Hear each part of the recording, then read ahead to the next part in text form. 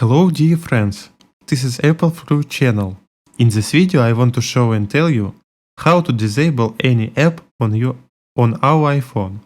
There is a feature that allows you to disable any position without deleting it.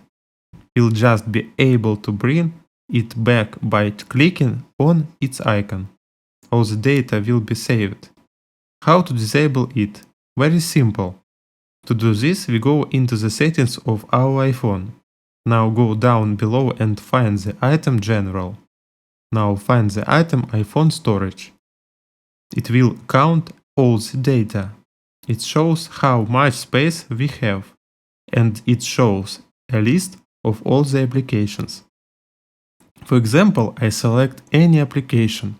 That would be YouTube, and we click Offload App. Now this application is disconnected. It disappears unnecessary files, but only documents and data are saved. To turn that app back on, we just go to the desktop and click on our app. That's a great way to do it. It's not complicated at all.